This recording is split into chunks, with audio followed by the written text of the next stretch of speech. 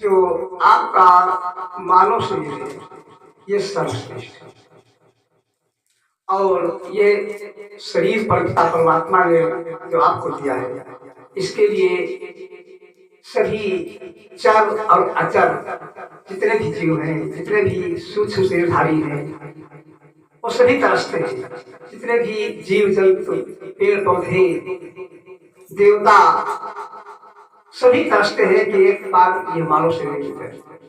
तो ये क्यों तरसते हैं? ये मानव शरीर पाने के लिए इस तरह से ये तरसते हैं कि परमपिता परमात्मा की भक्ति केवल इसी शरीर से हो सकती है और इस शरीर से अगर हमने भक्ति नहीं किया है तो हमारा मानव शरीर मिलना निरर्थक हो जाता है।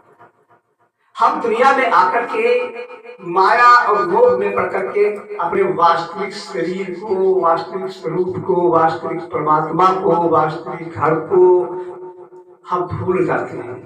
वास्तविक काम को हम भूल जाते हैं। हम क्या करने आए थे, क्या करने लगे।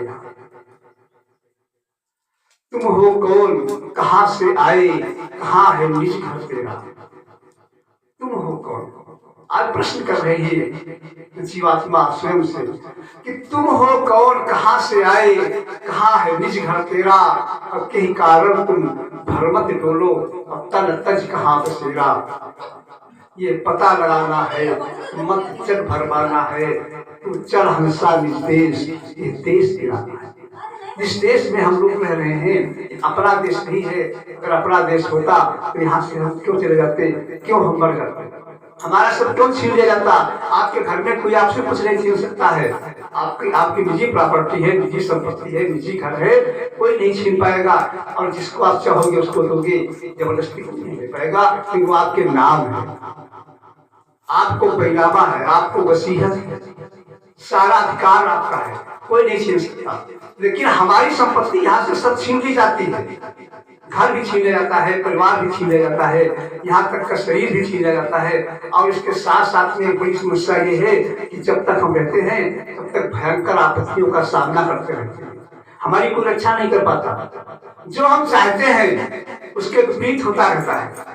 हम चाहते हैं स्वस्थ रहें लेकिन हम बीमार हो जाते हैं, डॉक्टरों की चक्कर लगाते रहते हैं। हम चाहते हैं हमारा सम्मान मिले लेकिन जगह जगह अपमान हो जाता है। कोई न कोई ईर्ष्या करता है, कोई न कोई बुराई करता है, कोई न कोई परेशान करता है। आर्थिक दृष्टि से हम परेशान रहते हैं, कहीं कुछ पूरे नहीं हो पा रहा है, परिवार में कलह हो रही है, टेंशन तनाव बढ़ रहे हैं, तमाम प्रकार की समस्याएं।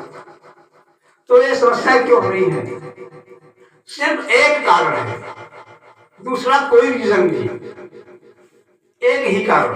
वो कारण है हम परमपिता परमात्मा से दूरी बना रहे हैं। सिर्फ परमात्मा से दूरी बनाने के कारण हम नाना प्रकार के दुखों में फंसते जा रहे हैं। लेकिन बड़े अफसोस की बात है कि तमाम दुख झेलने के बावजूद हम परमात्मा की तरफ ख्याल नहीं करते हैं, उसकी याद नहीं करते हैं, उसका नाम जानने की कोशिश नहीं करते हैं। सत्संग में बैठते हुए घबराते हैं, संतों के पास बैठते हुए घबराते हैं और हर समय चिंता लगी रहती है संसार की जो दुखदाई है। संसार में कोई भी चीज सुखदाई है। तो अगर सुखों से बचना, दुखों से बचना चाहो और सुखों को प्राप्त करना चाहो, एक ही मार्ग है कि परमपिता परमात्मा की भक्ति, नाम का सुमिरन, सत्संग, संतों की संगत। ये काम अगर आप करेंगे तो आप समस्याओं से बच जाओ 100%। जरा भी धोखा नहीं।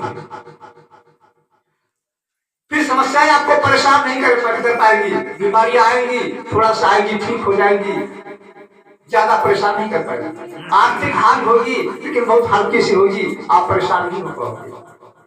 कोई भी वारदात आपके ऊपर बड़ी नहीं होगी क्योंकि आपके ऊपर परमपिता परमात्मा की छत्र छाया बन जाएगी। और परमपिता परमात्मा की एक आदत है, सबसे विशेष आदत है, उसको याद कर लेना। अगर उसको भरपूर दिल से मानोगे तो आपको भरपूर दिल से मानेगा, अगर उससे दूरी बनाओगे तो आपसे दूरी बना लेगा, आप तरफ ध्यान नहीं देगा। क्यों? उसका वादा है, उसका वचन है कि हमारा, उसमें गलती उसकी नहीं है। उसने वचन दे रखा है कि मेरा बच्चा जो मांगेगा उसको मैं वही चीज दूंगा।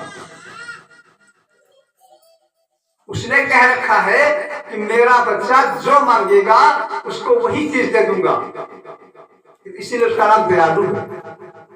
लेकिन मांगने वाले ही गलती कर देते हैं, हम लोग ही गलती कर देते हैं। हम उससे कभी उसको मांगते ही नहीं। हम मांगते हैं परिवार जहाँ पे टेंशन पैदा हो जाता है, धुलाई हो जाता है। हम मांगते हैं धन दौलत, तो भाई धन दौलत मांगते हो, धन दौलत मिलेगी, लेकिन वो आपको जो धन का काम है सबको बेवकूफ बनाना, माया का काम है नचाना, तो आपको नचाएगी।